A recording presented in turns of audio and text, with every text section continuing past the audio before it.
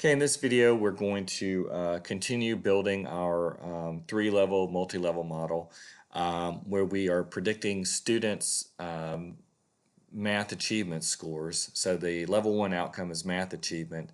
We have a single level 1 predictor, which is the low SES variable.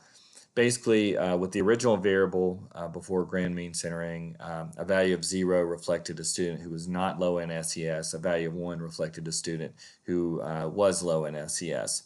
The classroom low SES variable reflects really essentially the proportion of students within a given classroom who is low in SES.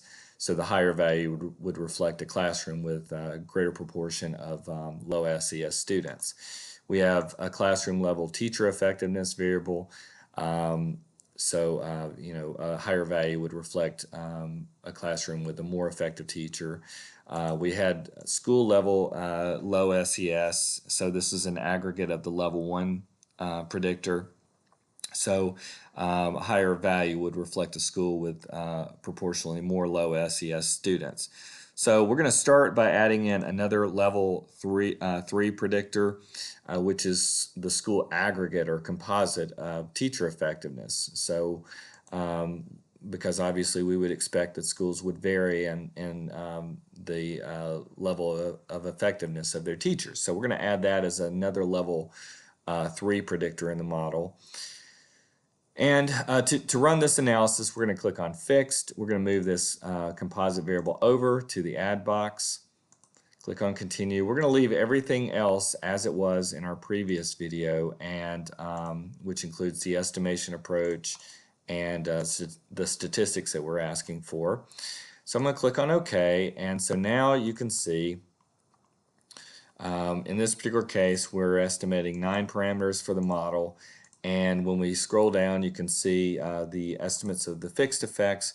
You can see that the level 1 predictor, low SES, had a negative coefficient, basically indicating that students who were identified as low SES tended to perform worse in terms of math achievement than students not identified as low in SES.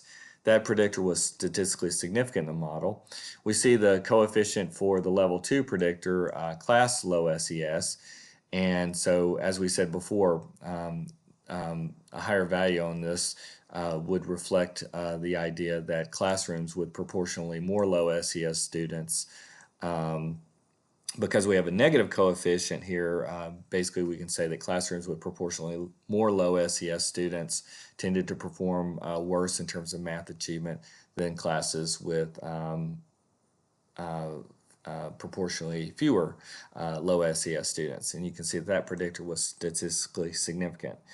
The other level 2 predictor right here for teacher effectiveness, you can see we had a positive coefficient here indicating that classrooms with more effective teachers tended to have higher average achievement, math achievement than classrooms with lower levels of teacher effectiveness, and that predictor was statistically significant.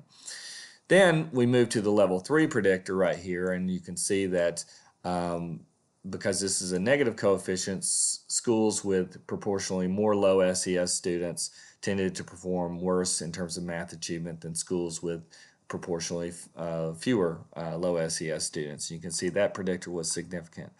And then when we take the school composite, for teacher effectiveness, you can see we have a positive coefficient here indicating that schools with more effective teachers also tended to have higher achievement scores than schools with lower levels of teacher effectiveness. And you can see that this coefficient was statistically significant. When we look at the level 1 residuals, you can see that the variance estimate was statistically significant.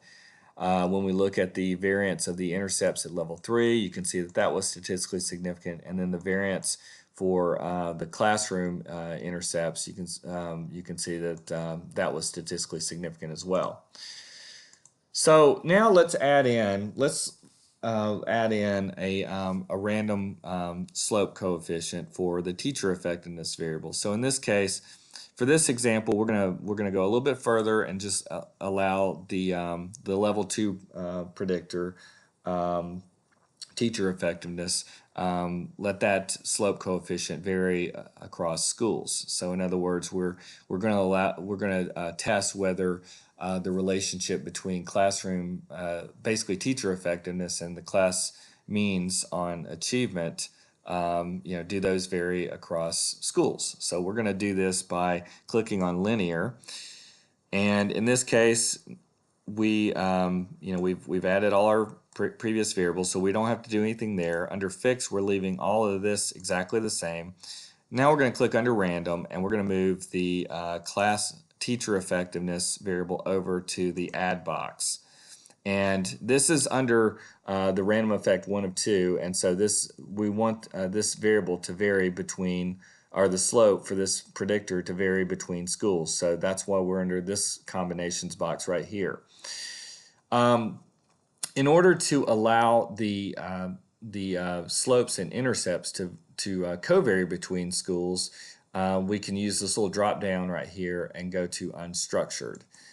So we're going to do that, and now when we click on OK, continue, and then on OK, you'll notice that now we have 11 parameters that are being estimated in the model, which basically incorporates the variation in the intercepts between schools and the variation in slopes for teacher effectiveness between schools, and then also their covariance. So that's why there are 3 parameters that are being estimated in this portion of the random effects box. So scrolling down, we'll look again. You can see that really all of our estimates are pretty much in the same direction as they were before, and all the predictors were statistically significant in the model. So basically, once again, students who were identified as low in SES tended to perform worse on math achievement. Classrooms comprised of a greater proportion of low SES students tended to perform worse on average. Classrooms with more effective teachers tended to perform better in terms of math achievement. Schools with a greater proportion of low SES students tended to perform worse in terms of math achievement. And schools with a greater composition of effective teachers tended to perform better than schools comprised of less effective teachers. And again, all those predictors were statistically significant in the model.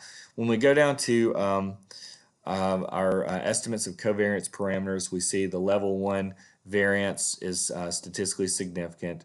We see that the variance estimates across teachers in terms of the classroom intercepts, you can see that that was statistically significant. That's even after adding in the level 2 predictors for the classroom low SES and the teacher effectiveness associated with each classroom. And then in terms of these coefficients right here, what we have is the variance estimate for the intercepts for math achievement across schools. Then you have the variance estimate for the slope for teacher effectiveness varying across schools, and then you also have the covariance between the intercepts and the slopes. So you see that of these estimates right here, you see that really only the variance estimate for the intercepts are varying across the schools. So we don't see any significant variation in the slopes for teacher effectiveness varying between schools, and you also don't see obviously any covariation between the intercepts and slopes. Okay, so given that, what we're going to do next is we're going to move to another example where we are just going to model a level 2 interaction between the teacher effectiveness variable and the classroom low SES variable.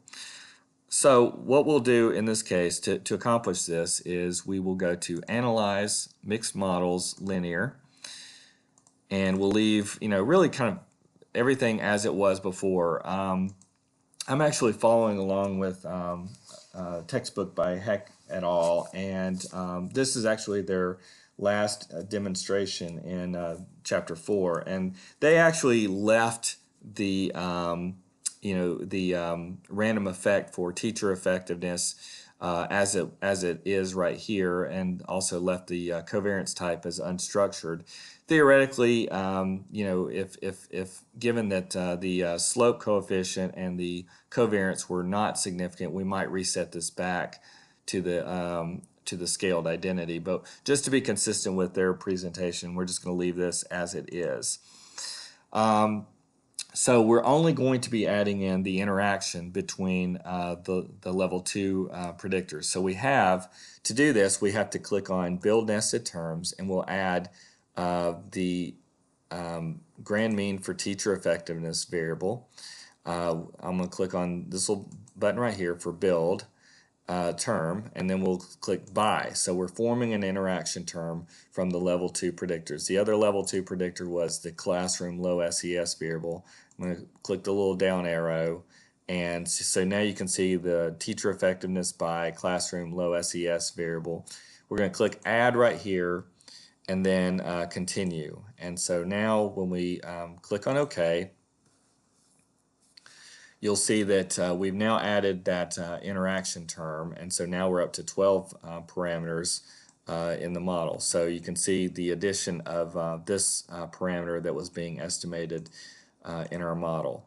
So scrolling down, you can see that in this case, it turns out that all of our previous predictors, basically the same relationships were found as they were previously. The interaction term, was kind of, I guess you could say, quote unquote, near significant, and with a p-value that's at 0.087. If we scroll down a little bit further, once again we see significant variation in the level 1 residuals right here. We see a significant variation between classrooms in terms of the classroom intercepts right here. That's level 2. And then we also see significant variation between schools in math achievement at level 3, but we don't see significant variation in the slopes for teacher effectiveness, or that covariation between the intercepts and the intercepts and the slopes. So that pretty well covers the examples that were provided in the Heck et al. Text.